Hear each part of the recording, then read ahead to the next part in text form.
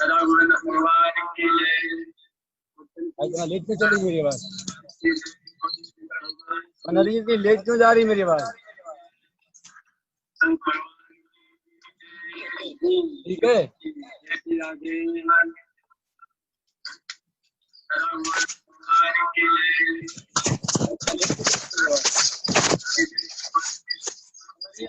जा रही मेरी आवाज? आप अपनी यहाँ से ठीक करिए ना मेरा कैमरा। ठीक है।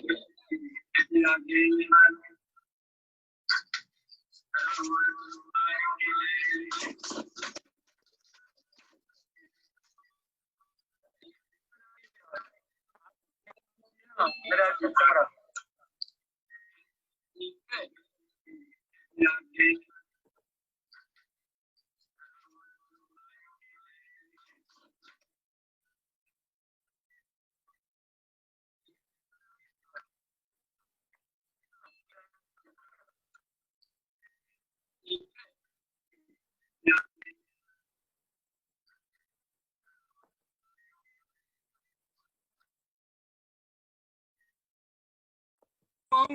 पूजां च वायुपुत्रादिभिर्युतः आगच्छ जानकीनाथ च वायुपुत्रास्ते राघव गृहाणमं पूजां।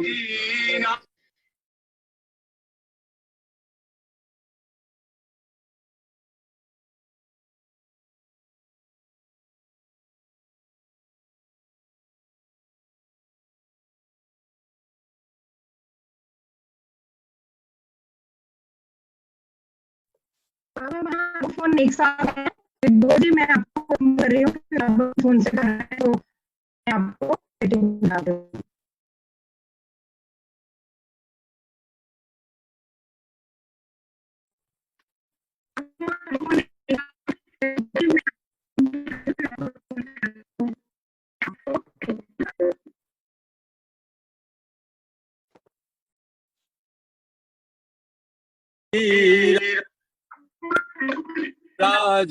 राजीवनेत्रं श्रीरघुवंशनाथं कारुण्यरूपं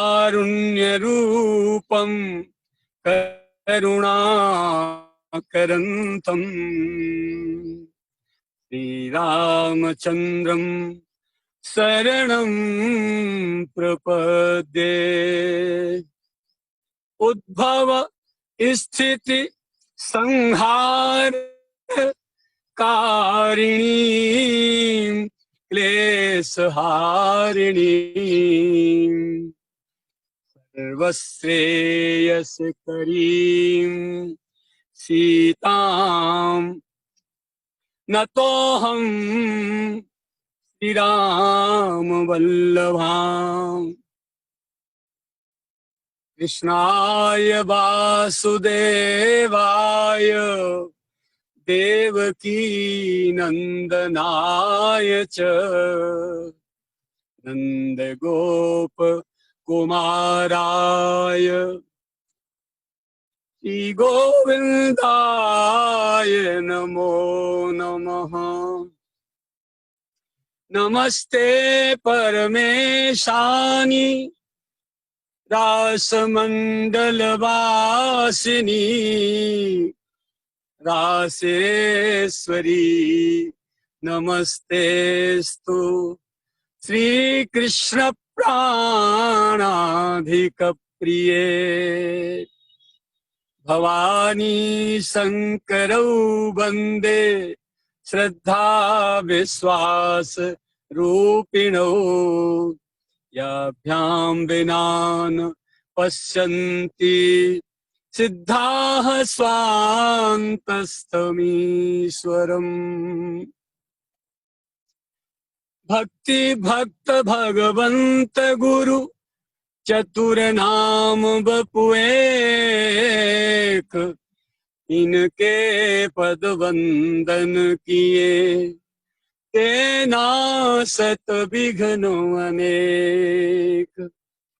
वाञ्छा कल्पतरुभ्यश्च कृपा सिन्धुभ्य एव च, पतितानां पावनेभ्यो वैष्णवेभ्यो नमो नमः।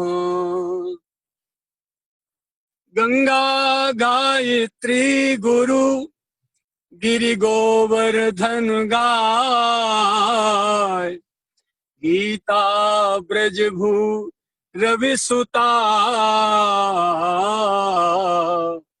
मैं प्रणवं शीस नवाय।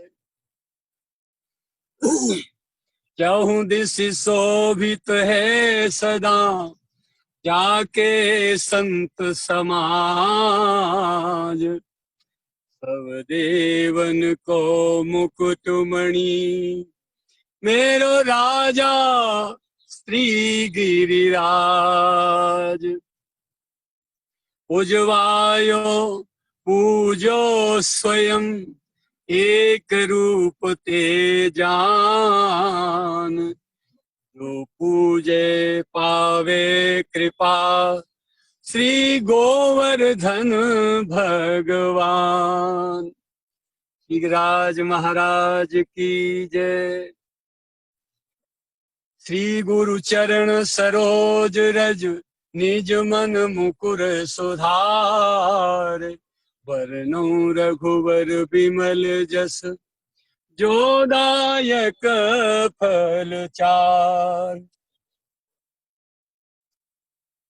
गुरुर्ब्रह्मा गुरुर्विष्णु गुरुर्देवो महेश्वरः। गुरुः साक्षात् परं ब्रह्म, तस्मै श्री गुरवे नमः। तस्मै श्री गुरवे नमः। तस्मै श्री गुरवे नमः। कल तक आपने अपनी मानवता की इस बहुत मधुर यात्रा में पहले आहार का विषय सुना, फिर संगति का विषय सुना, संग कैसा चाहिए, फिर व्यवहार को सुना और फिर वृत्ति को सुना। वृत्ति के प्रसंग में कुछ बातें और कुछ उदाहरण शेष रह गए थे और समय कम पड़ गया था, इसलिए आज वो प्रसाद आपको निवेदित करते हैं। कल एक चौपाई बोली थी हमने बाबा गोस्वामी तुलसीदास जी की, जिसके विषय में पूरे संसार में जो ज्यादा बड़े बड़े अपने मतावलंबी बनते हैं, धर्मात्मा नहीं, धर्म तो अग्नि है। चाहे कपड़े से जलाओ, चाहे मिट्टी के तेल से जलाओ, चाहे पेट्रोल से जलाओ, चाहे लकड़ी से जलाओ, चाहे फूस से जलाओ, चाहे मोमबत्ती से जलाओ, चाहे सिलेंडर से जलाओ, प्रज्वलित जो अग्नि है वो अग्नि का एक ही काम है, गए निकट सो अवश्य नसाई। जो उसको छुएगा वो निश्चित जलेगा, उसका स्वभाव है। ऐसे ही धर्म अग्नि है। अब आचरणकर्ताओं के मत अलग हों, उस धर्म को किस विधि से आचरण कर रहे हैं, तो उस आचरण की विधि को धर्म नहीं कहा जा सकता, एक प्रोसीजर है। वो कल भी निवेदन किया था, आज भी कह रहे हैं। हिंदुस्तान हिंदी भाषी है, इसलिए इसको हम हिंदू कहते हैं, हम हिंदू हैं। विदेशों में अंग्रेजी भाषा बोली जाती है, अपने को आंग्ल कहते हैं, आंग्ल भाषी कहते हैं। ये मत हैं, अपनी भाषाएं हैं, ठीक है। इस्लामिक लोग अपने को मुस्लिम कहते हैं, हम इस्लामी। इस्लाम एक मत है, सिख एक मत है, हिंदू एक मत है, अपना जितने भी और जो भी बना रखे हैं लोगों ने, सब अपना एक मत है। धर्म तो सनातन है, जो जड़ है, और सनातन का सीधा सीधा अर्थ है जिसका न कोई आद न कोई अंत। भगवान की सृष्टि रचने से पहले भी जो था और सृष्टि प्रलय होने के बाद भी रहेगा, और आज भी है। अब उसकी परिभाषा हम नहीं जानते तो इसका उसका उस धर्म का दोष क्या है? धर्म तो धर्म है। जिसने धर्म का आश्रय ले लिया, धर्मो रक्षते रक्षित, जिसने धर्म का आश्रय ले लिया वो धर्मात्मा, और जो धर्मात्मा हो गया वो विद्रोह आत्मा नहीं हो सकता, राग द्वेष आत्मा नहीं हो सकता, क्रोधात्मा नहीं हो सकता, दूसरों का अहितात्मा नहीं हो सकता, और है तो धर्म की परिभाषा नहीं समझी है, केवल मतावलंबी अपने अपने मतों को लिए बैठे लड़ रहे हैं और अशांति फैला रहे हैं। ऐसे ही हमारे धर्म ग्रंथों का, जो हमारे महापुरुषों के द्वारा शास्त्रों को प्रतिपादित किया गया है, निरूपित किया गया है और लेखित किया गया है, उनके विषय में भी अन्य मतावलंबी बड़ी बड़ी टीका टिप्पणियां करते हैं। तो चौपाई हमने बोली थी, ढोल गंवार शूद्र पशु नारी सकल ताड़ना के अधिकारी।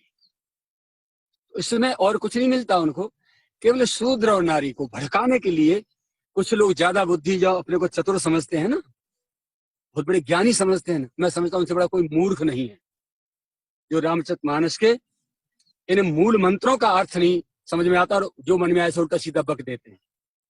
वो अपनी वाणी बंद कर लें। यदि जानते नहीं है तो उन महापुरुषों के पास पहुंचिए शास्त्रों का अर्थ समझने के लिए। मनमुखी अर्थ मत लगाइए, अपने आप को विद्वान समझाने के लिए, समाज में अपने को लीडर घोषित करने के लिए और अपने को नेतृत्व जो है युक्त व्यक्तित्व समझाने के लिए लोगों को हम बहुत बड़े विद्वान हैं। हमारे धर्मशास्त्रों पर टीका टिप्पणी करने का किसी को अधिकार नहीं है, बिल्कुल अधिकार नहीं है। अर्थ आप नहीं जानते तो इसका मतलब ये नहीं है कि हमारे धर्मशास्त्रों में जो लिखा है वो गलत है। अपनी बुद्धि विचारों को शुद्ध करिए और फिर जब शुद्ध हो जाए, जो आपको प्रसाद दिया जा रहा है उसके हिसाब से, उसके आधार पर जब आपके मन बुद्धि आत्मा अंतःकरण इंद्रियां एक एक सब कुछ जब निर्मल हो जाएंगे, तब आपको धर्म का अर्थ समझ में आएगा और तभी हमारे धर्म ग्रंथों की पंक्तियों का अर्थ समझ में आएगा, उन शब्दों का अर्थ समझ में आएगा। तो कल कुछ निवेदन किया था कि ढोल गंवार शूद्र पशु नारी सकल ताड़ना के अधिकारी। देखिए हिंदुओं का सनातन धर्म ग्रंथ रामचरितमानस, ये जो है शूद्र और नारी को जो ताड़ना का अधिकारी बता रहा है, ताड़ने का सीधा सीधा मारपीट का अधिकारी बता रहा है। क्या चीज है इसमें चौपाई में? ढोल, गंवार यानी मूर्ख, बेवकूफ। कुछ पढ़े लिखे मूर्ख होते हैं, वो तो दूसरों की बात सुनकर समझ जाते हैं। जो बिना पढ़े लिखे लोग हैं, जो बिना पढ़े लिखे मूर्ख हैं, वो तो हमारे जैसे लोगों की बात सुन करके अपना मार्ग पकड़ के और अपने शांत होकर मार्ग में चल जाते हैं। लेकिन जो पढ़े लिखे मूर्ख है ना, वो अहंकार के घोड़ा पर सवार रहते हैं निरंतर। जब तक उनका अहंकार नहीं टूटता तब तक उनकी समझ में नहीं आता। तो उन्हीं जैसे लोगों को समझाने के लिए कोरोना भगवान ने अवतार लिया है। समझ लीजिए भैया, धर्म की जड़ इतनी गहरी है इस सनातन धर्म की, मैं आपको दावे के साथ कहूं, भगवान भी उखाड़ना चाहे ना तो नहीं उखड़ेंगे, क्योंकि इनकी जड़ों की सिंचाई महापुरुषों ने की है, संतों ने की है। और संतों की स्थापित किसी वस्तु को अधिकार उखाड़ने का अधिकार परमात्मा को भी नहीं है। जब जब परमात्मा ने भी अवतार लिए मनुष्य रूप में आकर के, राम और कृष्ण के रूप में, ठीक है ना, कपिल के रूप में, तो उनको भी गुरु की आवश्यकता पड़ी है, संतों के संरक्षण की आवश्यकता पड़ी है। राम जी वशिष्ठ जी के पास गए, फिर विश्वामित्र जी के पास गए, और फिर वन में कितने ऋषि मुनियों के पास गए। बिना संतों के तो राम जी का काम भी नहीं चला। मर्यादा की स्थापना के लिए मार्गदर्शन नहीं मिल पाया उनको, और युद्ध करने के लिए हथियार भी नहीं मिल पाए। विश्वामित्र जी के पास भगवान जब गए, राम जी को जो विश्वामित्र जी ले गए, जरा पढ़ के देखिए। आज लोग कहते हैं बाबा जी के पास हथियार रहते, ये रहते, वो रहते, यो रहते, त्यों रहते। ये सब क्या है? अमीशन डिपो थी संतों के पास उस समय। जब विश्वामित्र जी राम जी को ले गए, आश्रम पे ले जाके बैठाया, तो देखो रामायण लिख रही है, आयुध सर्व समर्पिकें प्रभु निज आश्रम आन, कंद मूल फल भोजन दीन भगत जान।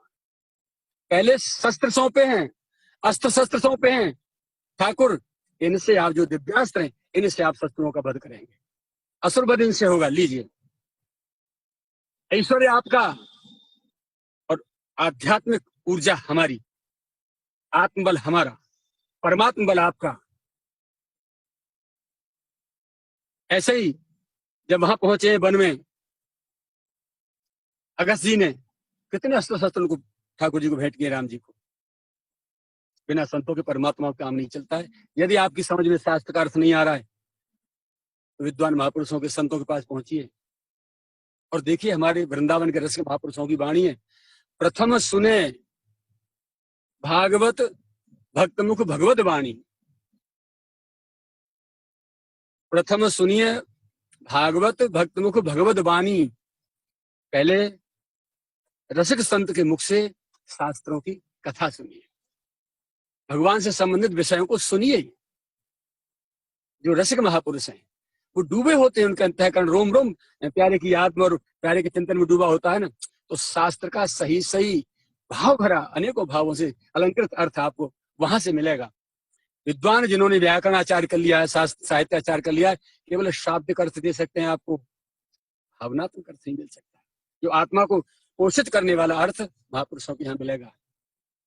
प्रथम सुनिए भक्त मुख भगवत वाणी, द्वितीय आराध है व्यास भांति नव भक्ति बखानी। फिर दूसरे नंबर पे नवदा भक्ति का निरूपण महापुरुष करेंगे आपको, उसका आचरण करिए। फिर तृतीय करे, जब आपकी समझ में आ जाए कहाँ शांति है, ये आपकी जिस महापुरुष में श्रद्धा हो जाए। तृतीय करे गुरु समुझे, समर्पित हो जाइए किसी उच्च कोटि के महापुरुष के चरणों में, अपनी नैया सौंप दीजिए। जैसे पिता कन्या का भागदान कर देता है, बेटी का जो है अपना कन्यादान कर देता है किसी अच्छे योग वर्ग के साथ में, ऐसे ही अपनी बुद्धि रूपी जो उल्टा और जो टेढ़ी तिरछी बुद्धि है, उस बुद्धि रूपी पुत्री का आप जो है संतों के लिए समर्पण कर दीजिए। वो उसको सद्बुद्धि बना देंगे, दुर्बुद्धि को। आपके पूरे बेकारी मन को निर्मल बना देंगे। निर्मल मन जन, निर्मल होते ही वो मेरा जन हो जाता है। निर्मल मन जन सो मोह पावा, मोह कपट छल छिद्र भावा। वो कपट छल छिद्र से जो विकारों से जो कूट कूट के भरे हैं ना, उनको निकाल के महापुरुष को फेंक देंगे बाहर और आपकी सफाई कर देंगे। जैसे मिस्त्री आपके कंप्यूटर को भीतर से साफ कर देते हैं, हर एक पुर्जा को साफ कर देते हैं, मिस्त्री आपकी गाड़ियों को, 2 व्हीलर 4 व्हीलर को जो है भीतर से सर्विस कर देते हैं। ऐसे ही संत जो मिस्त्री हैं, हमारी आत्मा के, हमारे मन के, हमारी बुद्धि के, हमारे रोम रोम के शुद्ध करने के लिए संत बैठे मिस्त्री बने हुए, उनके पास जाइए ना, वो आपको बिल्कुल दुरुस्त बना देंगे। ओके, सेल्फ स्टार्ट कर देंगे आपको, बिल्कुल हर चीज का सही से याद समझेंगे आप। और फिर आपका ज्यादा पेट्रोल नहीं खाएगी बुद्धि, मन बहुत कम पेट्रोल में आपका काम चलेगा, ज्यादा ऊर्जा आपकी खर्च नहीं होगी। आपको ज्यादा जोर नहीं लगाना पड़ेगा किसी विषय को समझने के लिए, बुद्धि नहीं लगानी पड़ेगी, क्योंकि वहां से विवेक रूपी सॉफ्टवेयर को लोड आपको उसमें इंस्टॉल कर देंगे, बुद्धि रूपी हार्ड डिस्क में, और विवेक से फिर इंस्टॉल होके चालू हो जाएगी हर चीज को जो है अपने आप वर्किंग में आ जाएगी। तो ढोल को कमांड किया जाता है, मधुर मधुर चाटी से, उंगलियों से, थपकी से। जो उसमें थपकी और चाटी दी जाती है तो लकड़ी भी नृत्य करने लग जाती है, उसे कहते हैं संचालन, कमांडिंग। तो यह ताड़ना का अर्थ ढोल के लिए हुआ कमांडिंग। गंवार पुरुष है, यदि आप उसके सामने झुकेंगे तो निश्चित ही मार खा जाएंगे आप। तो वहां आपको ये दिखे कि ये जो है न उसे शास्त्र का ज्ञान है, न उसे सामाजिक लौकिक व्यवहार का ज्ञान है, न उसके मन बुद्धि शुद्ध है, पशुवत आचरण उसका, आसुरी प्रवृत्ति है उसकी, तो उसके लिए तो एक ही सोटा काफी है। वो कहते ना, ठीक है अब समझ में आ गई। तो गंवार की दवा जो है विनम्रता नहीं है, ये ध्यान रखना, और विवेक युक्त से, बुद्धि से आप अपना जैसा समय आ जाए वहां उसके साथ व्यवहार करके निकल जाइए, बच के निकल जाइए, चुप होकर निकल जाइए, जैसे भी हो समय जैसा आपको विवेक बुद्धि दे उस समय अपना व्यवहार कर लीजिए। ढोल गंवार। शूद्र, ठीक है ना, शूद्र कौन है? रावण जैसा विद्वान। मैंने कल निवेदन किया था, पूजिए विप्र शील गुणहीना, शूद्रन गुणगन ज्ञान प्रवीणा। एक संत थे यहाँ गिरिराज तलहटी में, बहुत पुराने समय की बात कर रहा हूँ, कम से कम 50 साल पहले बात कर रहा हूँ, और काले बाबा नाम से उनका, बोले काले बाबा। और जतीपुरा से पहली तरफ, पूछड़ी से उली तरफ भीतर जो है ऐरावत कुंड पर रहते थे। बहुत बड़ा बड़ा राजाओं को बना हुआ बाउंड्री खींची हुई एक कुटिया थी, उसमें रहते थे। और दूर से उनका जो है सीधा मार्ग था कुटिया तक पहुंचने के लिए। बीच में बनी हुई थी पगडंडी एक। जो भी भक्त जाते थे उनसे मिलने के लिए तो बस सीधे बरस पड़ते थे। माँ बहन की गालियां देना, पत्थर फेंकना, ईंट फेंकना, फिर भी जो नहीं रुके, झुक करके उनकी गाली खाता हुआ, डंडी पत्थर खाता हुआ उनके पास पहुंच जाए तो पास देखी कहाँ 10 फीट रह गया है, तब फिर कितना मधुर व्यवहार करते। आजा मेरी सास के जीजा, आजा मेरी सास के मेहमान, फूफा, हैं तू तो मेरे बाप निकले भाई। मैंने समझी नहीं बेहा हूं, तू तो मेरे बड़ा बेहा को बाप निकले भाई, आजा। और हृदय से लगाए फिर रोकते। ये हैं विप्र जो अपनी साधना को, अपने स्वरूप को बचाने के लिए संसारी जीव से दूर रहना चाहते हैं। क्योंकि संसारी जीव संतों के पास जाता है, सिवाय संसार बढ़ाने की दूसरी कोई बात नहीं करता। बेटा दे दो, बेटी दे दो, धन दे दो, मेरी बीमारी दूर कर दो, मेरा मकान बनवा दो, मेरा ये कर दो, वो कर दो, भगवान की कोई बात नहीं करता। जब संसार में लिप्त होना होता था या भाग्य में संतों के में संसार रहा होता तो परमात्मा ने जहां जन्म दिया वहीं बांध देते, जैसे आप लोग बंधे। इसलिए संत हमेशा ऊपर से बहुत अपना एक आक्रोशित रूप दिखाते हैं संसारी जीव को, जिससे कि वो दूर रहे हमसे। और जो अधिकारी पात्र होते हैं, जो संत का स्वरूप समझते हैं, वो तो फिर रुकते भी नहीं है। माँ कितना भी उठा के फेंके मारे, लेकिन बच्चा दौड़ के फिर माँ की गोद में जाएगा, गले से लिपट जाएगा, फिर भी मारेगी, फिर लिपट जाएगा, फिर मारेगी, फिर पहुंच जाएगा, छोड़ेगा नहीं माँ को।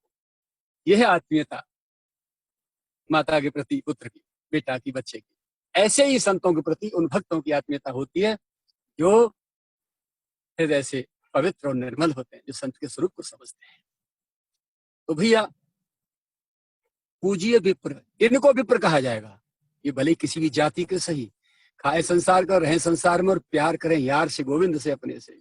ये हैं विप्र, विशेष प्रवीण। सुरेंद्र कुमार शर्मा, एस के शर्मा, शॉर्ट नाम हो गया ना।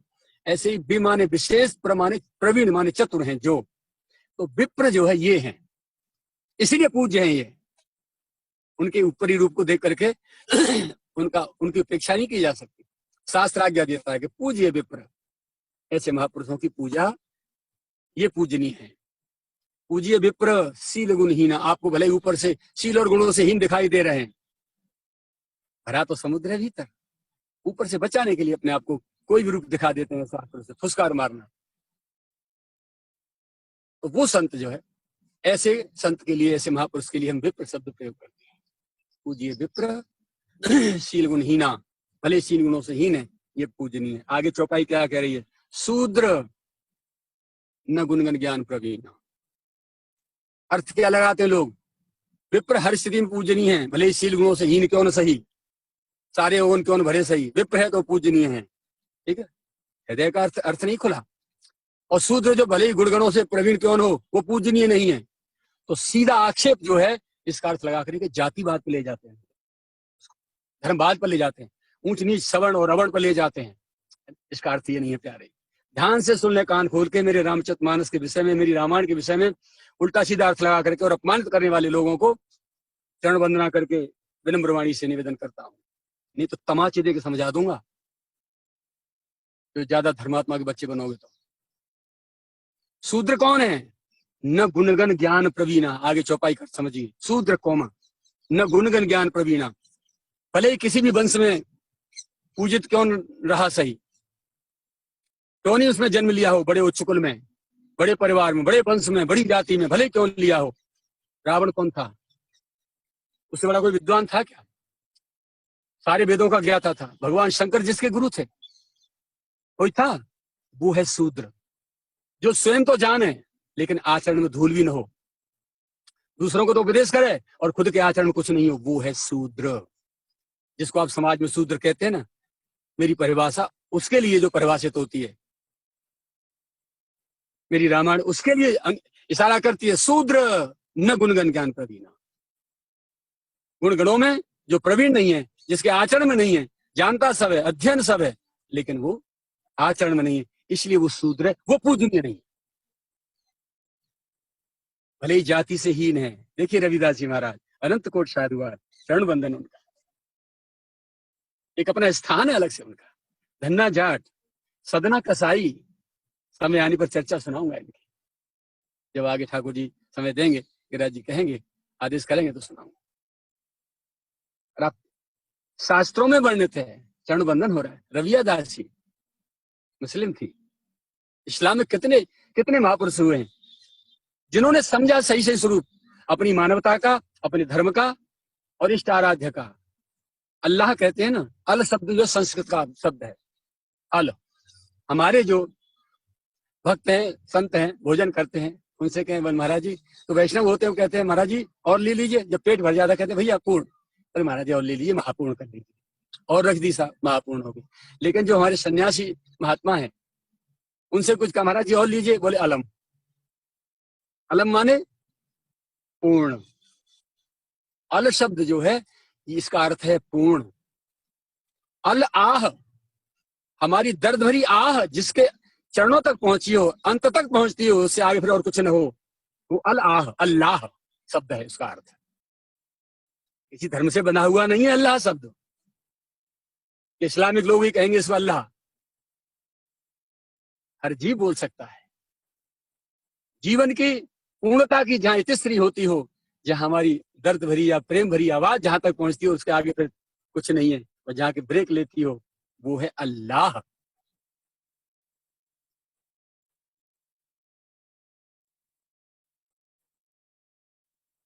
तो ये जो शब्द हैं, इनका अर्थ लगाना अपने मनमाने ढंग से नहीं लगाना चाहिए, और आपस में विद्रोह नहीं करना चाहिए।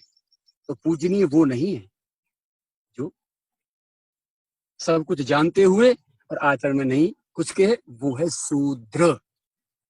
वो उपेक्षित है समाज में, और भले कुछ नहीं जानता, शास्त्र नहीं पढ़ा, जाति से हीन है ना, लेकिन सदाचारी है, विनम्र है, सरल है, पवित्र है, संयमी है, एकनिष्ठ है, एक पत्नीव्रत पालन करता है, किसी को सताता नहीं है।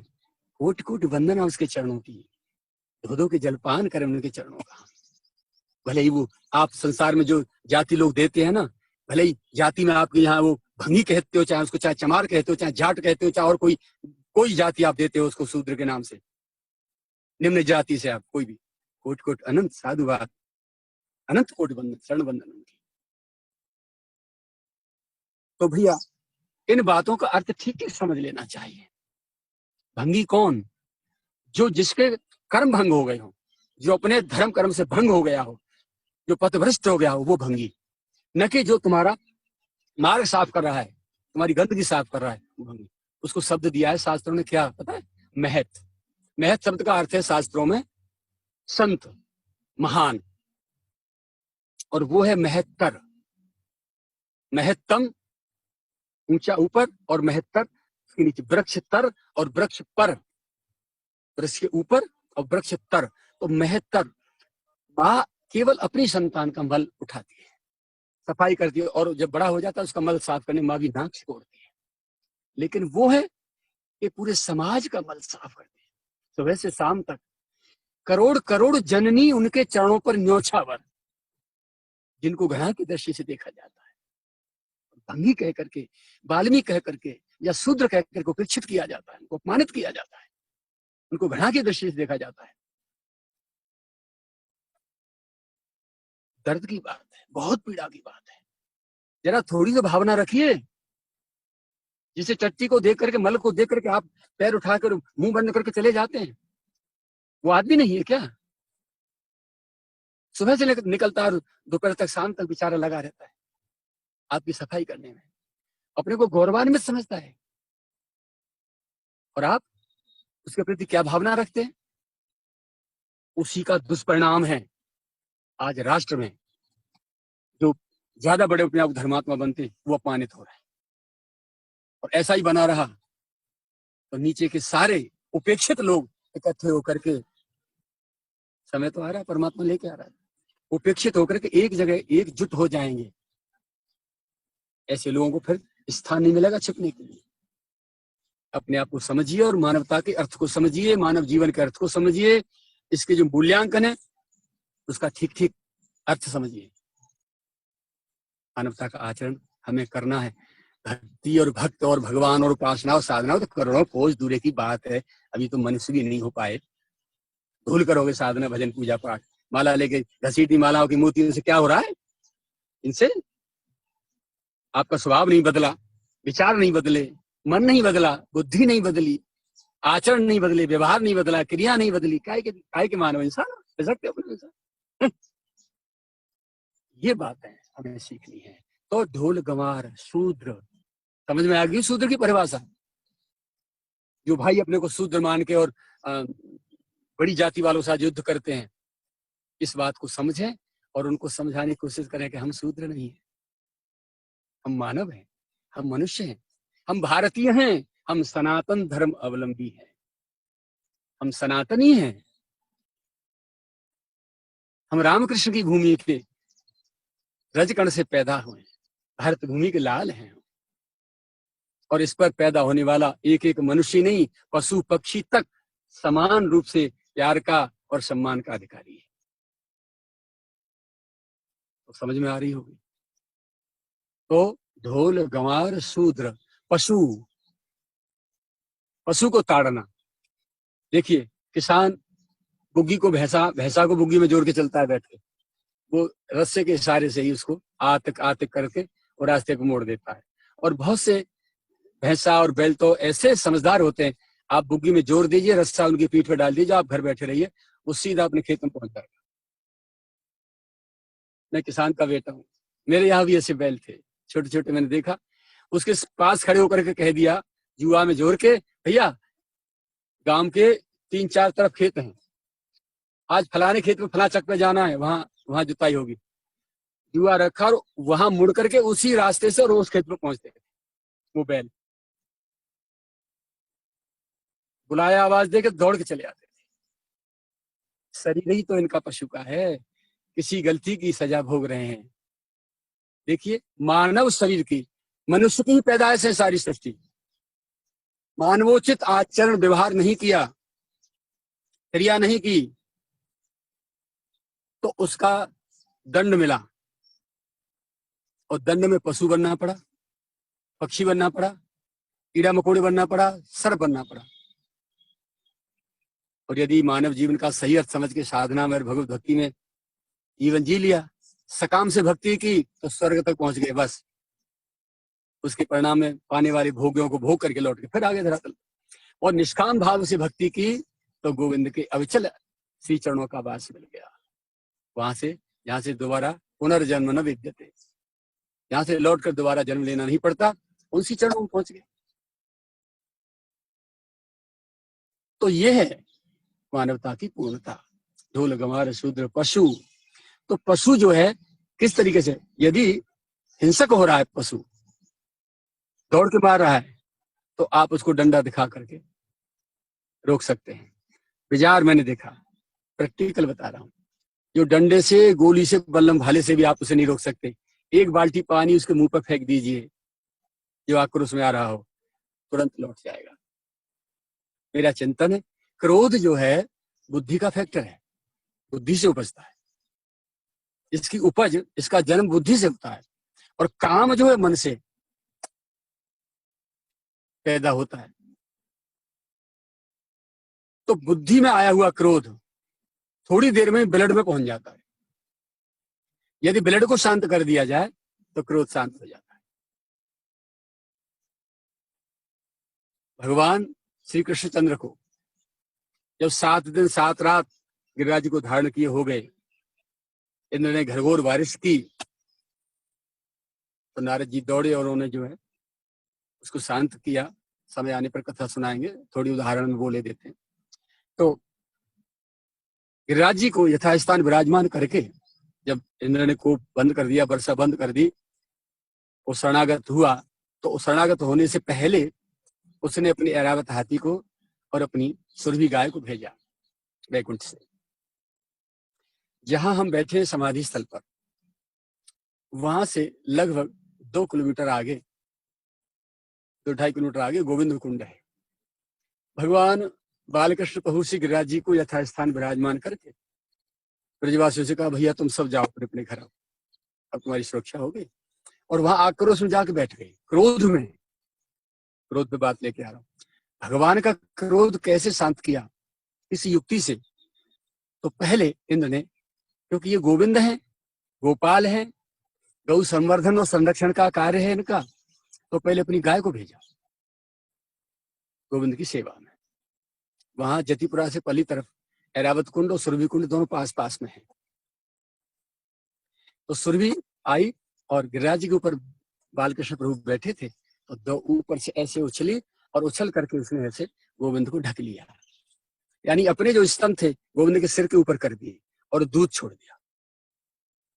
आक्रोशित गोविंद के क्रोध को शांत करने के लिए पहले दूध से स्नान कराया और कहा, प्यारे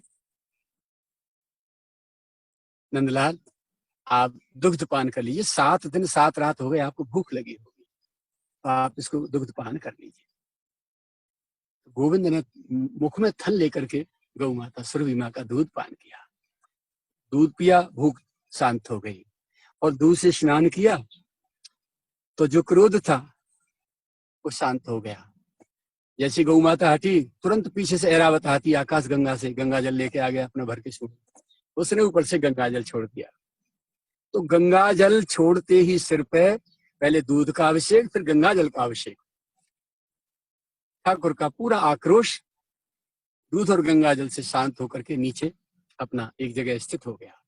इंद्र आए, इंद्र ने गौ माता के चरणों से नीचे खुर में से रज निकाली और गोविंद माथे पे बिंदी लगा के भगवान का पूजन किया, क्षमा याचना की।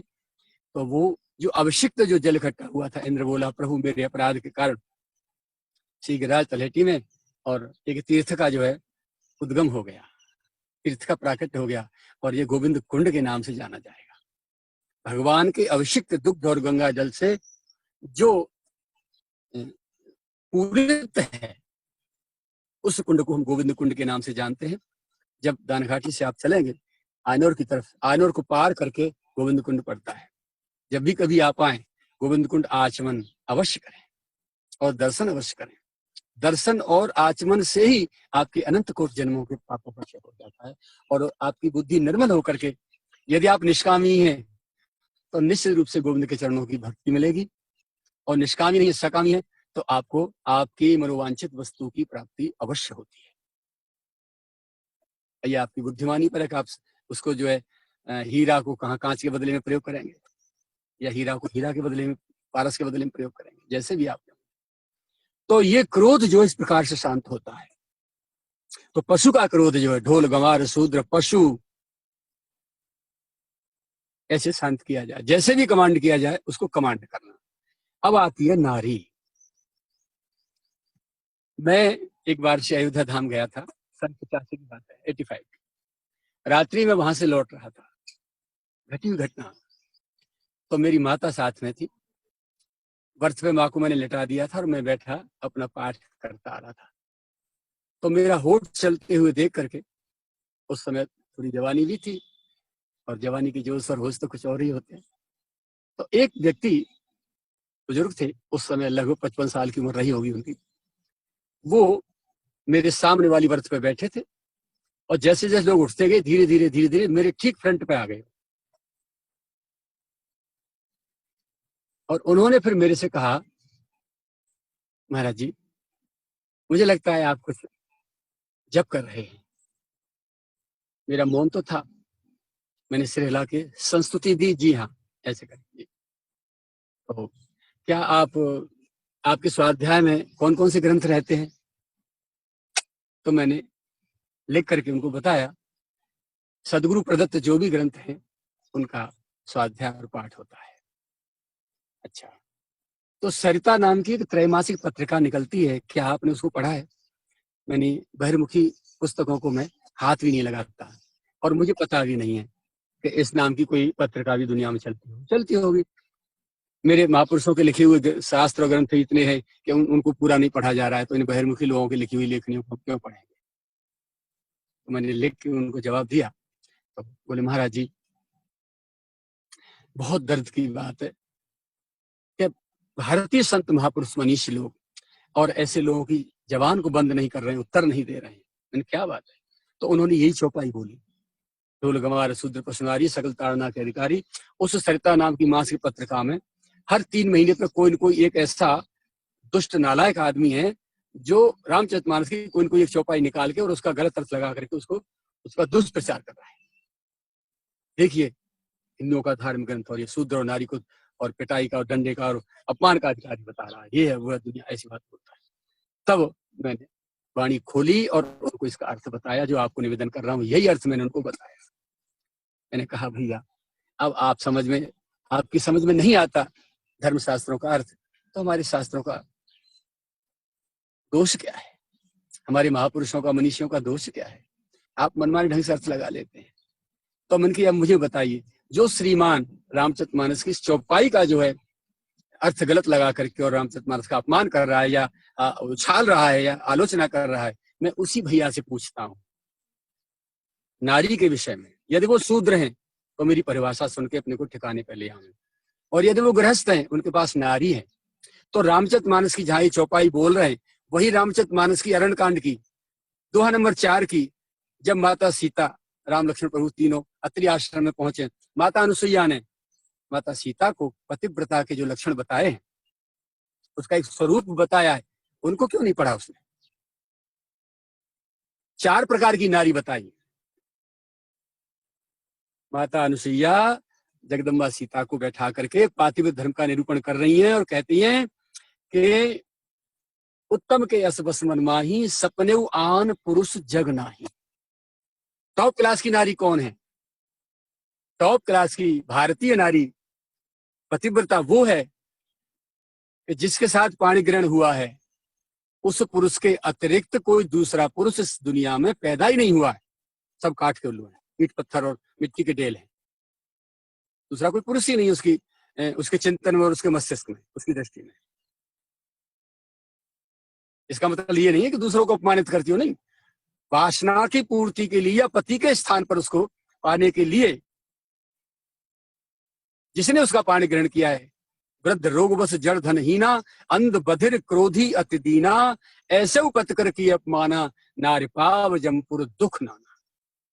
वृद्ध हो, अंधा हो, लूला लंगड़ा हो, बहरा हो, अत्यंत दीन दुखी हो, गरीब हो, निर्धन हो, शरीर से अपाहिज हो, अपंग हो, बिना पढ़ा लिखा हो, मंद बुद्धि हो, ऐसे पति का भी अपमान करने पर भारतीय नारी को नरक में जाकर के यातना भोगनी पड़ती। नारी पाव जमपुर दुख नाना, अनेकों प्रकार के कष्ट जो नरक में पाने पड़ते, ये हमारे महापुरुषों की देखी। तो मैं उन भाई से पूछना चाहता हूं, मैंने प्रिंसिपल साहब से कहा, वो थे फर्रुखाबाद के प्रिंसिपल किसी कॉलेज के, बाद में जाते जाते बता के गए। तो मैंने उनसे कहा कि जिन भाइयों ने, जो भाई हमारे श्री रामचरितमानस का इस प्रकार से दुष्प्रचार कर रहे हैं और चौपाई का मनमाना अर्थ लगा करके नारी को उकसा करके जो है और विद्रोह कहलाने की कोशिश कर रहे हैं समाज में, मैं उन्हीं से पूछता हूं इस चौपाई के आधार पर। अब सुन लें। तो माता अनुसुईया ने माता जानकी को कहा, उत्तम के यस बस मन माही, सपने आन पुरुष जग नाही। टॉप क्लास की नारी पतिव्रता वो है जिसकी दृष्टि में, जिसकी बुद्धि में, जिसके चिंतन में, विचार में दूसरा कोई पुरुष ही पैदा नहीं हुआ, चाहे जैसा है। मेरा पति मेरा देवता है, एक टॉप क्लास की। मध्यम, अब दूसरा नंबर, मध्यम पर पति देखे कैसे। सेकंड क्लास की नारी कौन है? भ्राता, पिता, पुत्र, निज बराबर का है भैया। बड़ा है तो पिता है और छोटा है तो पुत्र के समान, इस भावना से जिसको देखती है पर पुरुष को, वो है सेकंड क्लास की पतिव्रता नारी। तीसरी, धर्म विचार समुझ कुल रहई, सो निकृष्ट त्रिय श्रुति अस कहई।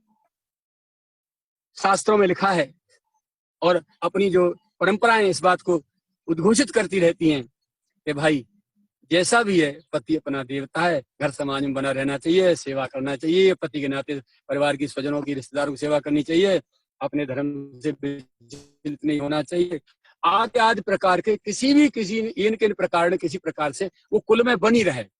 धर्म विचार समुझ, सोच समझ के कुल रही, कुल में बनी रहे, सो निकृष्ट त्रिय श्रुति अस कही, वो थर्ड क्लास की नारी। अब आता है चौथा नंबर, बिन अवसर भयते रह जोई, बिन अवसर भयते रह जोई, जाने अधम नार जग सोई। अधम स्त्री कौन है?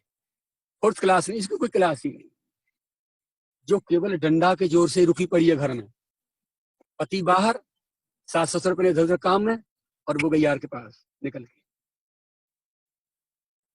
संपत्ति से संपन्न भरे हुए घरों में, भवन में, उसके सुख नहीं मिलता उसे। यार पुरुषों के साथ जिसके संबंध है, बस अवसर मिला, बिन अवसर भयते रहे, जो खाली डंडा के बल पर रुकी पड़ी है कि मार इतनी पड़ेगी कि हाथ पैर ठिकाने लगा दिए जाएंगे। इस सोटा के बल से, भय से जो रुकी पड़ी है, जाने वो अधम नार जग सोई।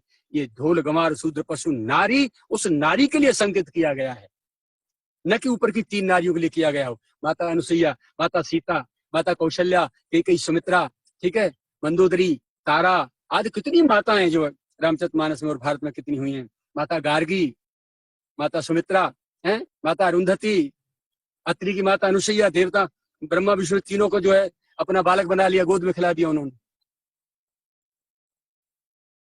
अत्रि ब्रह्मा जी के पुत्र हैं, ठीक है, ब्रह्मा जी भी छल करने के लिए आए पुत्र बहू के साथ में। शंकर जी ब्रह्मा जी के पुत्र हैं, तो जेठ हो गए वो माता अनुसुईया के, और भगवान विष्णु, ब्रह्मा विष्णु महेश तीनों आए छल करने के लिए, तीनों को पुत्र बना दिया, बालक बना दिया। 6 महीने का गोद में खिला रही है नंगे। समय आने पर कथा सुनाई जाएगी। ये है हमारी आर्य नारियों का, हमारी माताओं का शक्ति का एक प्रदर्शन कहिए, या दर्शन कहिए, या एक ऊर्जा का एक ज्वलंत उदाहरण। इन नारियों के विषय में कुछ कहा है? नहीं कहा। भगवान कह रहे हैं रामचरितमानस में, श्री राम जी है, विप्रधेन सुरसंत हित लीन मनुज अवतार।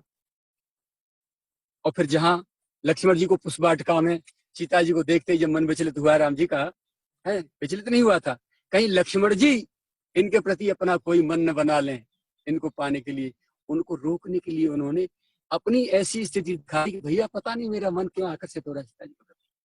तो वहां कह रहे, जबकि वो अतिशय प्रतीत मन केरी, जय सपने ऊपर नार नहेरी। मुझे अपने मन का पूरा विश्वास है लक्ष्मण, जिसने स्वप्न में पर स्त्री का कवि जो है दृष्टि से, कुदृष्टि से नहीं देखा है, पता नहीं क्यों सीता जी के प्रति मेरा मन आकर्षित हो रहा है। लक्ष्मण जी समझ गए, तन इशारा काफी है कि मेरा अधिकार नहीं है इन पे, भैया का अधिकार है। वहां रोकने के लिए उन्होंने इशारा किया है। ऐसे राम जी जहां नारी की पूजा करते हैं, वहीं उस रामचरितमानस में उन बेवकूफों को जो इसका अर्थ उल्टा सीधा लगाते हैं, उनको नहीं पता होगा 4 नारियों की धुनाई हुई है, और उन्हीं परमात्मा के द्वारा है 4 नारियों की धुनाई हुई है।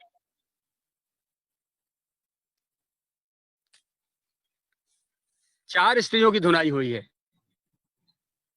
कौन कौन सी? सबसे पहले, सुन ताड़का क्रोध कर धाई, एक ही बाण प्राण हर लीना। राम जी ने सबसे पहले ताड़का का उद्धार किया, एक ही बाण प्राण हर लीना। दीन जानते निज पद दीना। सबसे पहले ताड़का का उद्धार किया राम जी ने बाण से मार के। लोग कहते हैं स्त्री पर हथियार नहीं उठाए राम जी ने, मैं आपको बता रहा हूं, देखिए उठाए।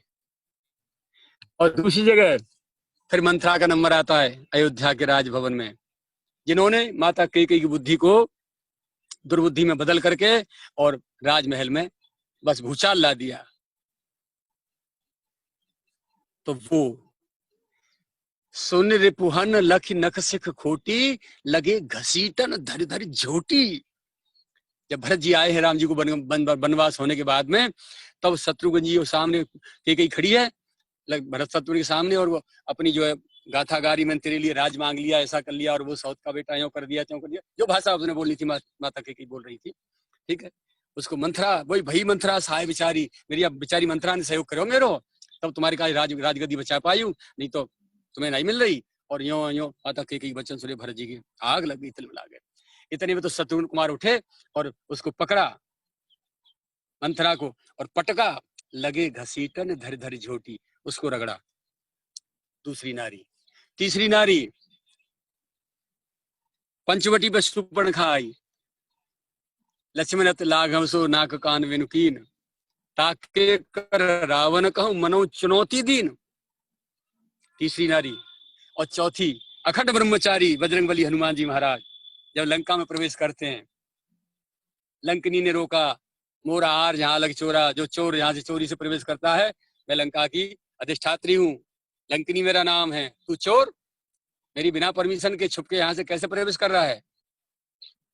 हनुमान जी बोले माता, सबसे बड़ा चोर तो तेरे भीतर बैठा है, मेरी माता को चुरा के ले आया है, मेरी माता सीता का अपहरण करके लाया है, उसको तैने क्यों नहीं मारा?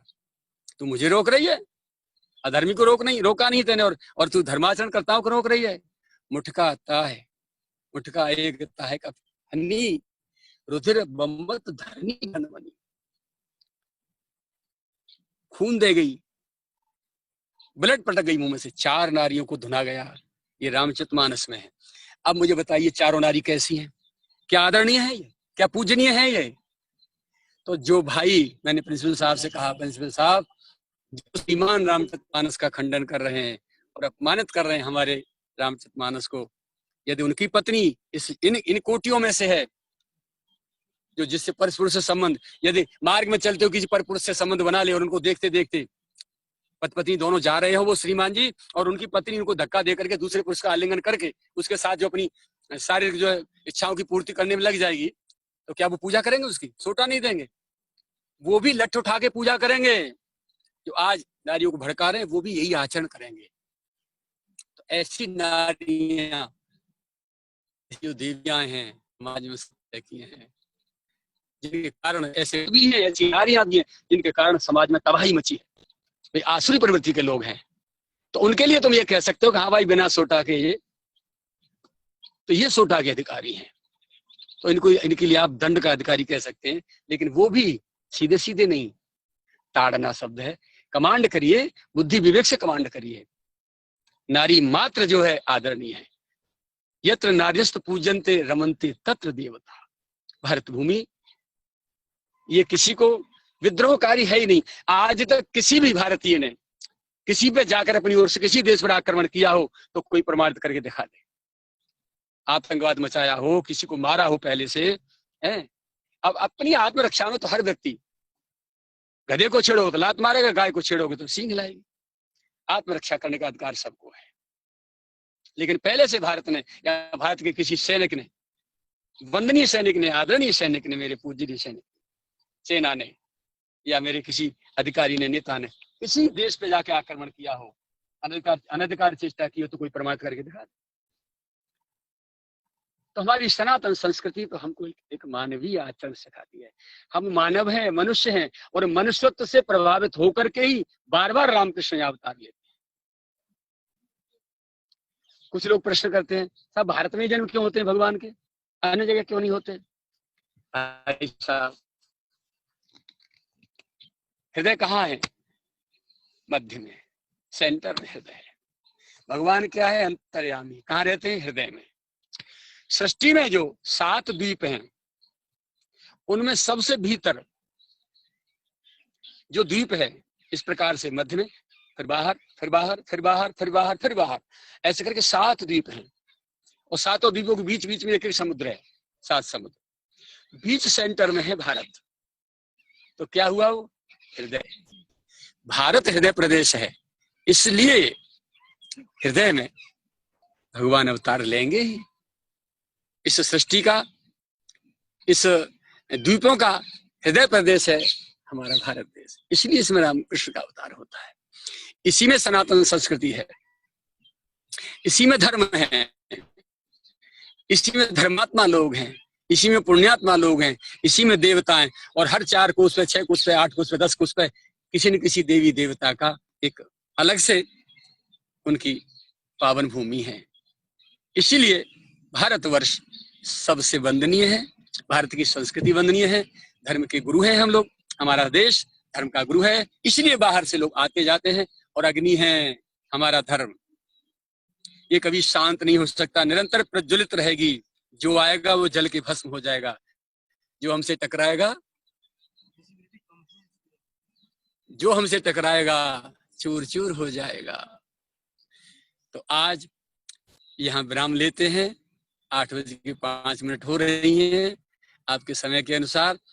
इसके आगे कल जो शेष विषय रह गया है वृत्ति के विषय में गिरिराज जी बाबा जी कृपा करेंगे, सदगुरु भगवान कल निवेदन करेंगे। आज यहीं विराम करते हैं।